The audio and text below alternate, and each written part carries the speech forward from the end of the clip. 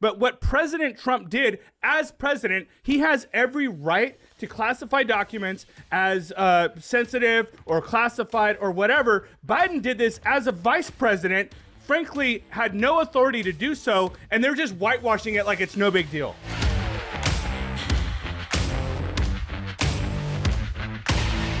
Wow, we would have never believed this. We're on Spotify, we're on Apple, we're on Google. Go out there and listen to us. So we're excited about it.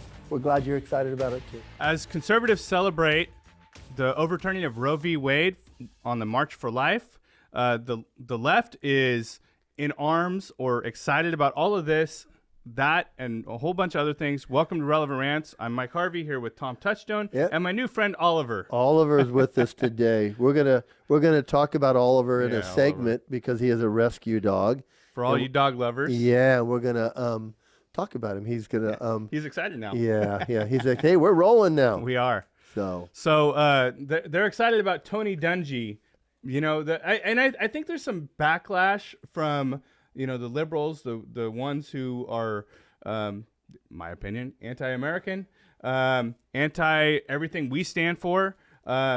They're like, hey, well, you guys were preying on the NFL Network. Now you got Tony Dungy who has opinions that we don't agree with. So we're gonna give you heck over that. I know. If I can jump in on that real quick, Mike, because I think this week we had a vote, or no, we didn't, but the Kevin McCarthy, they put out a bill that talked about abortion. If a baby survives an abortion procedures, that once he's out, that they are going to perform life-saving measures. Yeah. And I thought, what difference is that between what we did with Hamlin on the football field?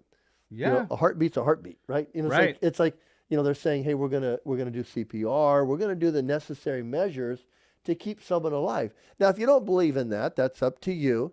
But I think it's also the right, if somebody had an abortion and it didn't work and the baby is now out and is viable with life. I mean, there again, I've had friends, the Koroskimos, who had a baby at 20 weeks and survived. And so I'm like, save the baby. Well, you have the left and the liberals doing everything they can to kill babies. Yeah. And then we personally know people who have had babies that have died. Yeah. And very young babies. Well, I think in any a society, you have people that can't have babies.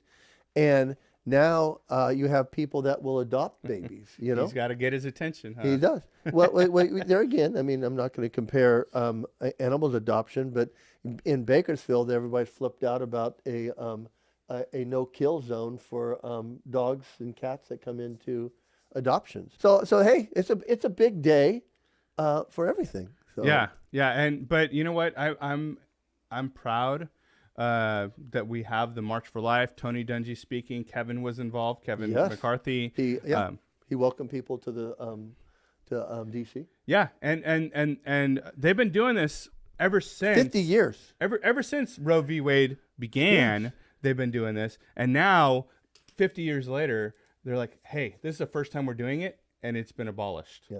Or whatever the proper term is for it, right? Maybe that's not the right term, but overturned. Overturned. Thank you. Overturned. But the thing is, we're allowed to have our opinions as long as they line up with what the opinions they tell us we're allowed to have, right? Well, Mike, I don't know, because I think if we jump there now, we got a hockey story where there's a hockey player. It's only a game. Why you have to be mad? Who and I'm okay with having a Pride Day where you got to wear a shirt and a hockey stick if you want to. Well, but I'm going to bite my tongue because I don't know if I agree with that. Well, no, I'm saying if you want to. I mean, if a hockey player comes out with a rainbow on his shirt or on his hockey stick, I don't think they should disallow him. But I don't think you have a day where everyone's required to do that. Right. But and I think they made a good point on this story. They were saying, well, if you're just forcing everyone to do it, then what's the point? Because you're just pandering. Like, I don't believe in this, but I'm going to do it. But like, Mike, how many times? It's a form of brainwashing, frankly. How many times, and you out there, if you've seen our shows, you know that we're standing on faith, freedom, and family. And you may not have those same beliefs, but you're probably not watching us if you don't have those same beliefs. But isn't that a choice? Yeah, absolutely. I mean, that's just a choice. But we have plenty of people that do want to watch and hear Mike rant about certain things and sometimes cuss and that kind of stuff. Well, I started putting your name in the place of the cuss words. But there again, I mean, but I just feel bad when you have the analysts throwing their opinions out there. But they basically more or less I'm not going to say it word for word, but I'm going to paraphrase. They said, "Hey, you have your own opinion. You don't agree with what the supposed narrative is supposed to be. Then go back to Ukraine and go die in a trench." And even Elon Musk tweeted about that, right? Can you pull that up in post? He said that it went too far. The pendulum swung. Oh, way too far. Way too far. So that's it. I mean, if you got an opinion, start your own show and voice it, right? Just like Charlie said, right? Yeah, Charlie Kirk told us, hey, one time he goes, hey, if you want to start a show and work really hard, which, Mike, this sitting in front of the camera looks easy. I mean, Oliver's getting bored here. But it takes a whole team to do what we do, and we're small time. It does. I want to thank Alex, our producer, is standing back there. Nathaniel, Abby, Joanna, all of them. Gabe. I mean, they just do a great job. But it allows us to do what we do. Yeah. I like that. So yeah. So there again, if you want to wear a pride flag every day of the year, wear it. Yeah. You know, just don't force me to do it. But I do think, Mike, the rainbow was in our faith culture. It was ours first. Yes, and they tried to commandeer it. I love Pastor Ron's book, Tribal Influence. We're all going to belong to a tribe. So if my tribe has to accept somebody else's, belief system to exist, then that's not right, because we're not forcing our belief system on them. Right. And we've talked about this before, and I've done specific content talking about you're a Christian, you're supposed to love everyone, and I do. However, the Bible says, love the sinner, hate the sin, yes. Right? And it says you're supposed to love everyone, and you're a Christian, and that's your first thing.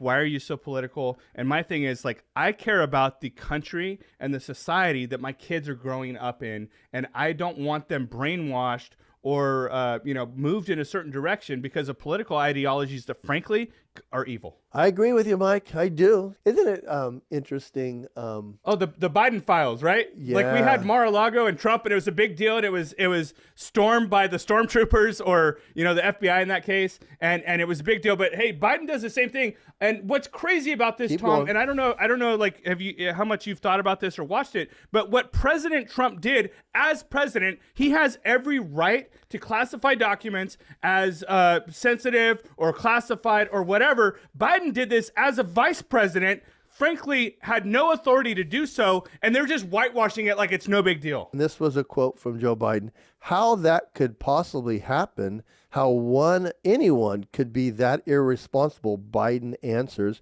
And it says, and I thought what data was in there that may compromise sources and methods. By that, I mean names of people who helped, and it just is totally irresponsible.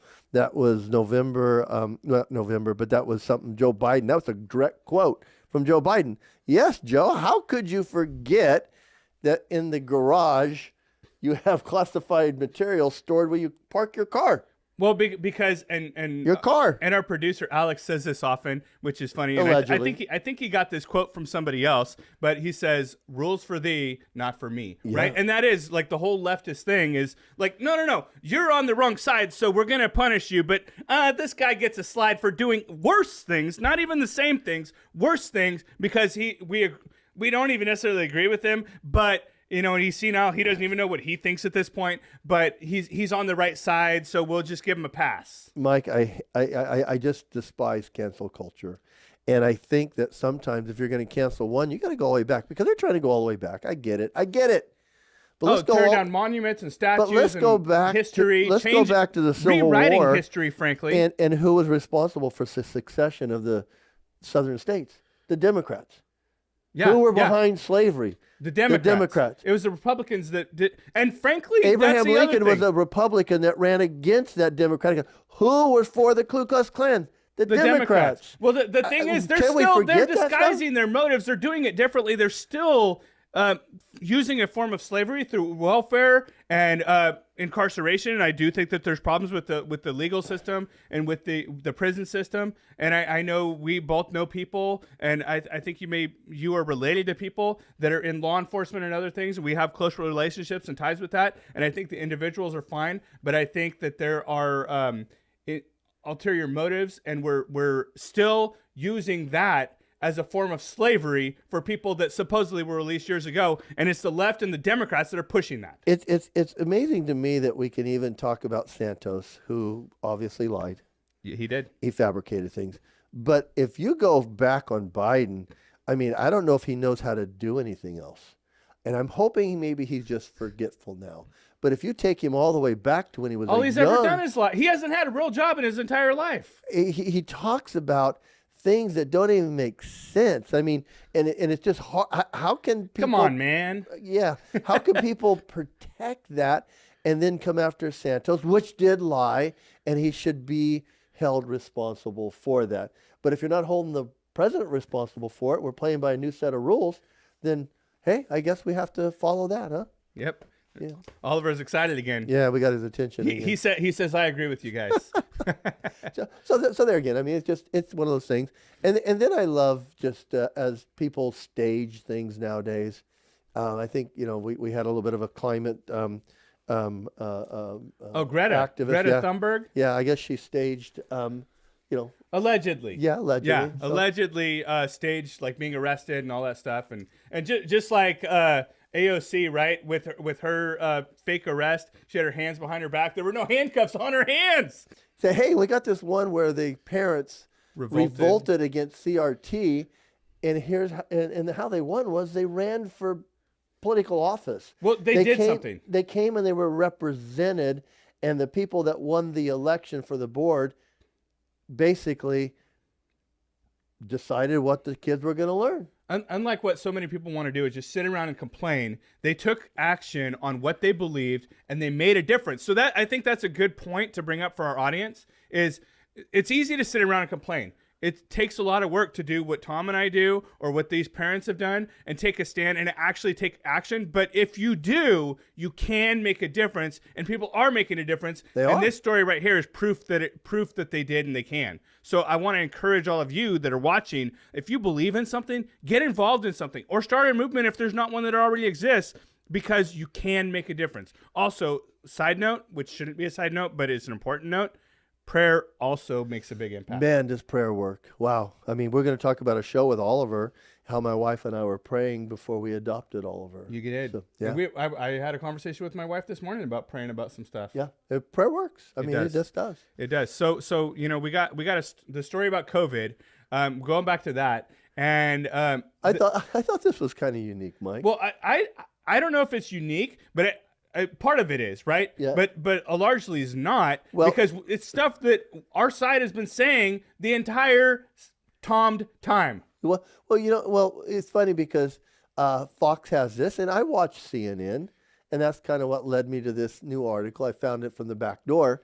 You always got to know what the enemy's thinking, right? Yeah. It's basically CNN had a doctor on their show, and their CNN doctor is skeptical, and he says that the deaths are being overcounted, and that kind of put a pause in the interview. But Tom, we've been saying that since the very beginning. I know. So he's basically saying people need accurate reporting, but so it was their doctor on their show. Now Fox publicized it because they didn't want that to be the highlight of their show. But then we even have a reality check this week from NPR where it's NPR. It's a reporting center, and they're talking about the new COVID tests, and they're saying that during this last outbreak that the tests aren't picking up the new variant. They're getting negative results. Surprise, surprise. That. I had it, and it showed negative, and then it showed positive for me for 7 days, and then my wife had it, showed negative, then positive, and then she went off 3 days. But Pastor Ron had it, didn't have COVID because he tested negative, but he lost his taste and smell. Yeah. And I'm thinking, Well, there's only one thing that has been identified to do that. So for those of you watching, he referenced Pastor Ron Vietti, our pastor, Yeah, for 20-something years. Yeah, and Great man. So and he was just trying to figure out what he had, but he kept saying, "Tom, I'm testing negative. Could it be wrong?" And I go, "I don't know," but now I could say yes because the NPRs came out and said they're not catching the new variant, all of them. So some probably are. I'm not saying they all aren't because I haven't used them all. yeah, but the thing is, they've been overinflated intentionally. Whether you agree with that or not, that's my belief, and I think at some point it will. So I'll say allegedly for Alex's behalf, but at some point it's going to come out that it was intentional, and the numbers were overinflated for two reasons: one, to push an agenda, and two, because it was financially beneficial for the hospitals to overinflate them. But why was it financially beneficial? Because they were trying to push an agenda. Mike, we got a show that we're going to air, and it's Doug Brignoli. Yeah, And on his that's a sad deal. On his medical examiner death, we had him on our show, Muscle Matters, and 2 days later he died. And the cause from the coroner in L.A. said COVID infection. Yeah, but then at the bottom it said, he had a heart issue too. But it was recorded as a COVID infection. Yeah. Now, I know at the funeral they kind of said it was more heart attack, but I think, they're trying to say it was COVID too. So, I mean, who do you believe? So Tom, I know we always like to do and leave people on a good note, and there's a lot of things. And again, I said during this video that the one good piece of news is you can make a difference, and Yes. go back and watch that segment. But also, we like to leave people at the end of our show on good news. Mm-hmm. And Tom, you want to share what we're going to do here? Well, I just brought Oliver today, and as you can see, Oliver is a Canhe Corsa. They call him Italian Mastiffs, and he was dropped off on Olive Drive quite a few months ago in Bakersfield. And they got called out, the police did, and they actually called a rescue that we're going to talk about in a few minutes. And he was brought into the rescue, and he was helped by a friend of ours, Darren Tripp. And I was looking for a dog. And I was my son-in-law wants to embrace the Tennessee culture. Love that. When I move out there, because I'll be moving out there in a year and a half. I've said that a lot. He and I are aligned on that. Yes. The culture, the farm way, ranching. And so my son-in-law wants to get cattle, and he's been out there for 8-9 months with my daughter Tessa, and my wife and I are going out there. And so I told him, if we're going to get cattle, we need a dog. So I started looking up some dogs, and I've always worked with, and if you want to watch the special we're going to do, I'll go into more depth about that. But I had an idea that I was not looking for the right dog, and through prayer, because you were looking at like some I was going and back. Well, the military, I've already adopted a military dog, Bagger, and he was on ABC Nightline. Yeah. I think I've told you that before. Yep. And I adopted him from the military when, President Clinton signed into law that the military had to make an attempt to adopt their dogs out. And if you ever want to go out to ABC Nightline, you can see a show with Bagger, my old dog. They came out, and it was a pretty cool show. Can we put up a link to that? But Cool. They left all the dogs in Vietnam, and they didn't have a good time after the American government left. So I one of the I was pretty high up on the list of a civilian that adopted a military And they put a dog. lot of money in those dogs, Tom. Well, the what we're told is they're about $90,000 Yeah. once they go into the field. So hey, if you're out there and you want to make a difference, you can actually go out there and rehome a dog. Lucky's Rescue, Yeah. we support talk Lucky's. about, and Yeah. I'm just going to bait you to watch our segment on the rescue for Oliver here. And did I mention that his name's Oliver because they had him all on Olive You Drive? did. I think I did. Yeah, I thought that was clever. Yeah. So I'll talk about Jennifer and Amanda's rescue in just a minute. Cool. Well, thanks for watching, guys. Have a great day. God bless. God bless.